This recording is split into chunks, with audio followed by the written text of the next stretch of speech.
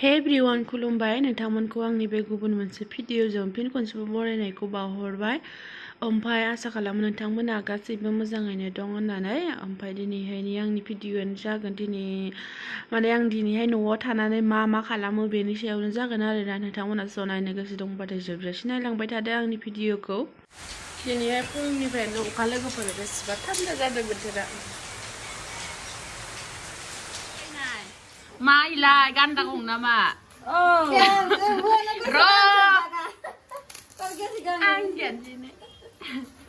मा बेसाद इयो? गान्दा गं। हाग्रायाव थांदोंमोन जोङो दाखालि इयाव मोनबोदों। गान्दानि गना थालांनाय। दा जोङो देखायनोबो हाला मानसिनि सिगाङाव गिनायबो फैबाय मा खालायगोन। गान्दानी ये बम्बू है बम्बू खाएगा इसको बहुत टेस्टी होता है। सबको बताने से डर लगता है क्या करें। बस बिक्री भी कर नहीं सकते अभी किसी को भी बता नहीं सकते हैं। अचार बनाने जा रहा है अचार बनेगा। देखो सेम गांडा का सींग जैसा हाथी का दांत जैसा है सेम। कोई देखेगा तो सोचेगा कि ये क्या है कहाँ से लाया है, लेकिन ऐसा मत सोचो। ये एक बेम्बू का कली है। इसको हम सब्जी बना के भी खाते हैं और अचार भी बना के रखते हैं। हमारा नॉर्थ ईस्ट में ट्राइबल आदमी लोग ये बहुत खाती है, बहुत अच्छी लगती है खाने में। बहुत तरीक़ा से बनाते हैं। कोई अचार बना के सुअर का मीट से भी बनाते हैं और कोई इसको दाल केसरी दाल बोलता है इसका साथ बनाते हैं और कोई चावल का गुरा से भी बनाते हैं। तो कैसे भी बनाओ उसको बहुत अच्छी लगती है। तो आप लोग भी खाने का दिल है तो हमारा घर पे आके खा सकती है, कैसे है टेस्ट कर सकती है, इसमें कोई माना नहीं है। आप लोग आ सकती है हमारा घर पे। खाओ ना कि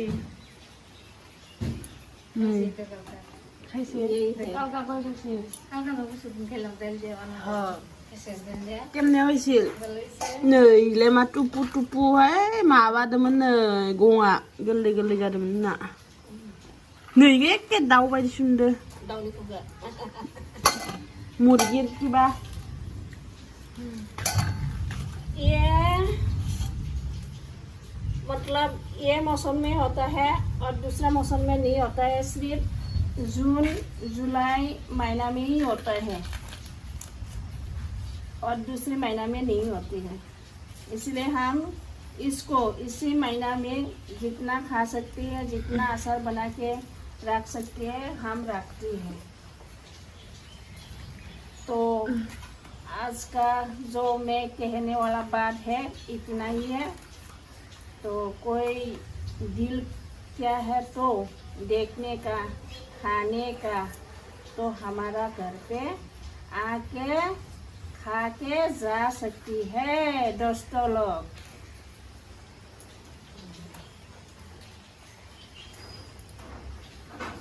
गान्दानिया नै लोगो थै ओंखारलायदो नै गंगा माबाना लाबोनायाव सेफायना लाबोनायाव थैयानो नै ओंखारनानै दंलायोसो नै नैखौ हगारबाय ओमफ्राय नै सेरखांनानै सुखिगासिनो आरोना सुखिना खालामबाथाय बांसिन मोजांसिन जायो। टपा-टपाखौलाय मानो सुदां माथां दायो होमबाथाय सुखिखांनानै देखायनोसै दायो बिदिनो सुखिजोबना लानोसै आरोना गासिबो लोगोफोरनाय गासिबखौबो सुखिनानै लाखांजोब्बाय आरोना दिनै जाहैबाय नारिखल बायदिसो नुबाय नारिखल बायदिसो नुजोब्बाय नै सिगांनि बानायनायमोन आरोना इयाव एसेल' जाहैबाय बेयावनो सोदेरना दोननोसै हालदै होगोन संख्रि होगोन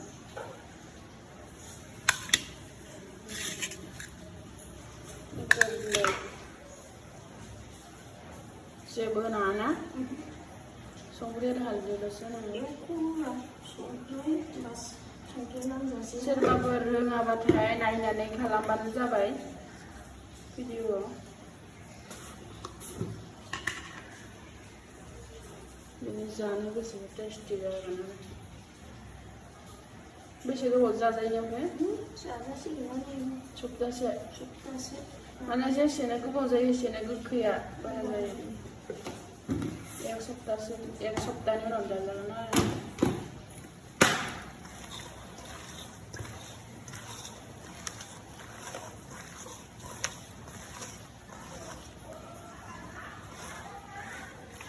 भिनेगारबो होनो हायो नामा भिनेगारबो होनो हायो आरो खाबाथाय खाबा होनो हायो आरो बारल' हाबनाय नङा आरोना मोजाङै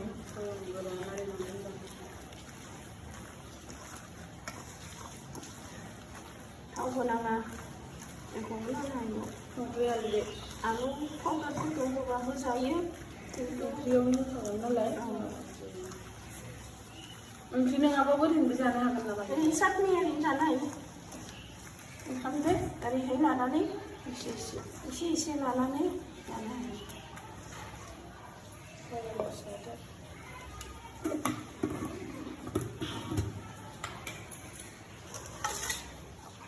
नोंनि दाख्लै खालामदोंमोन ना मैया खालामदों दाख्लै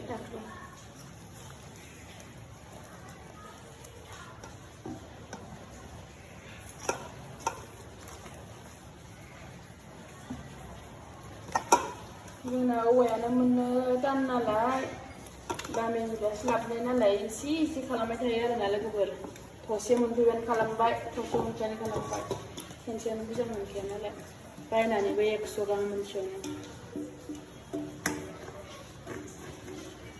एक फयाम खालामनो हाबानो जासिगोन एक राननोसो नांगोन बयनोबो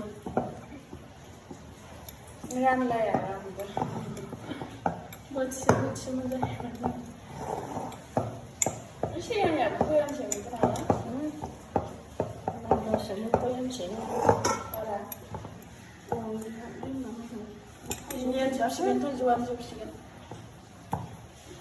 बेफोरखौबो गासैबो आसार फयामसे बाथ्राबासो जोंहाबो दङ नैबे थाइजौनि सिगां बानायनायानो लोगोफोर जाबायानो बेखौ जागासिनो दङ नैयाव बैग्रिनि दं नै बानलु सिब्र'नि जानानै जोबजोब्बाय आरोना बाखिया बैग्रियाव जि गोथाव जानानै दं खावसे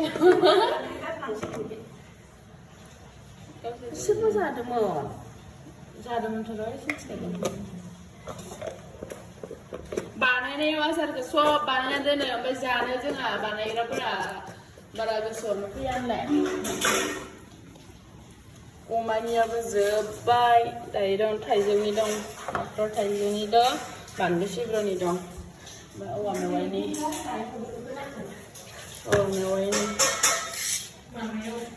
लाइट गैया दिनैहाय गाइस नै अखा हागासिनो दंना ओमफ्राय लाइन गैया बेसेबा खस्थ' जादों नायखासो सुनो लाइट नाय मासि जलनाय नाय दैयानो गैया ओमफ्राय दायो नै अखा हाबाय दं नालाय ओमफ्राय आङो दैखौ गाहायनिफ्राय दंखलनिफ्राय लानानै होफैनोसै आरोना टेपआव गैया नालाय दंखलनिफ्राय रोगानांगौ दिनै आयो रे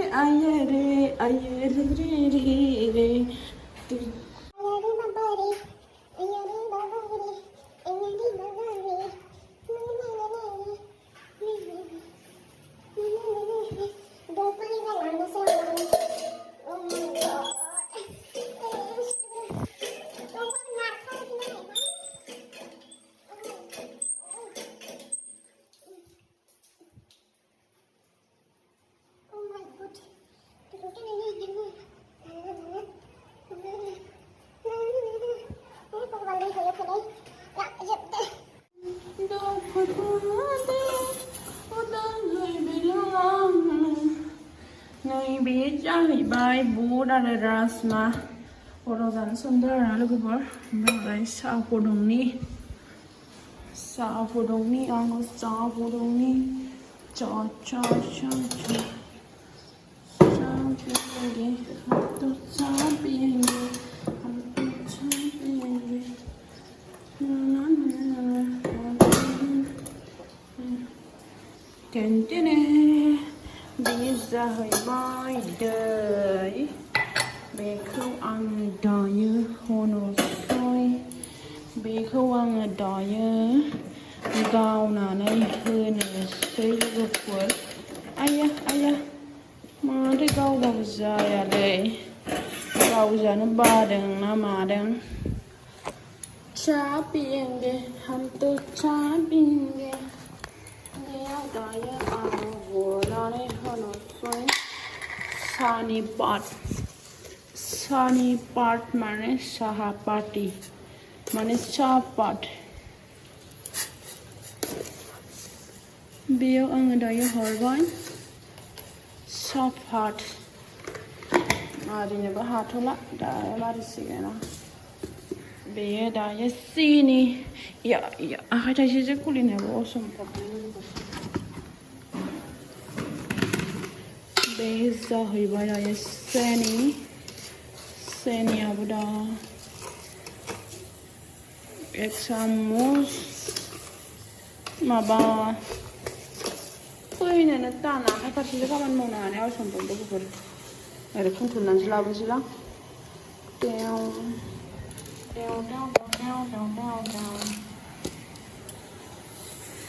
दुइ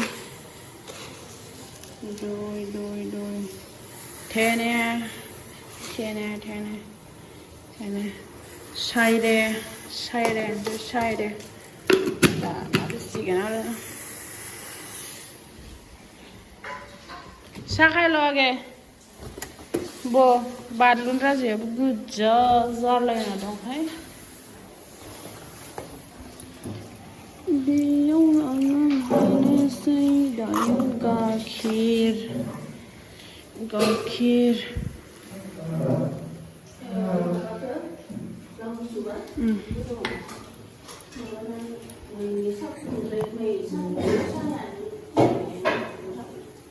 थारुनयो 이거는 이거 맞으나 라켓이나 어카 버튼이 사 Oh my god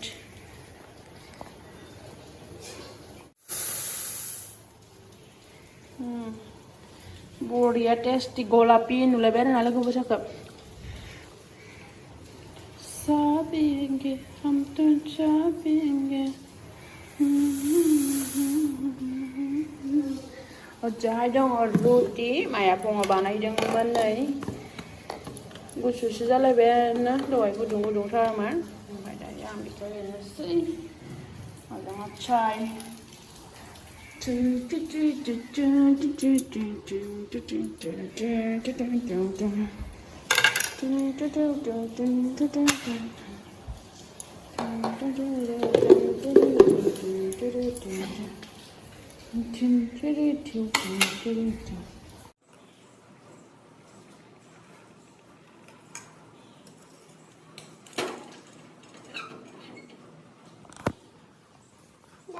चार रोटी रेडी बढ़िया गोथाव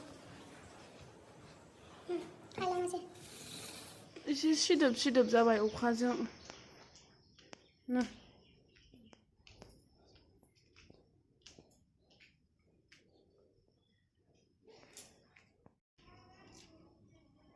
मबाइल आरो चसमा फानो हाया नायनो चार्जानो गैया नामा 71 दं मामिनिया आंनियासो अफ जासिगोन 10:41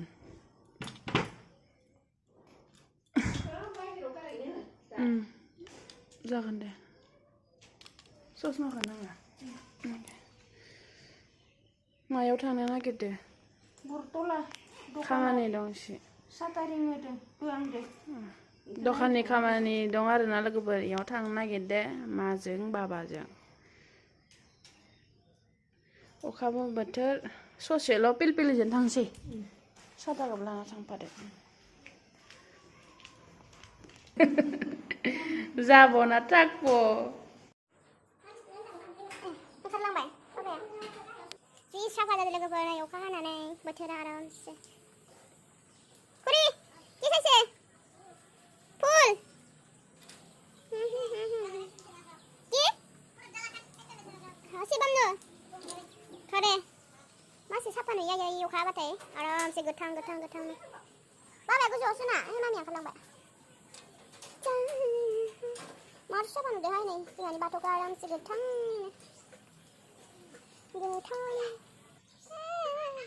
कामत जाबो दुकानर काम আছে ওইটা যাবো थांबाय मामिया लोगोफोर नुबाय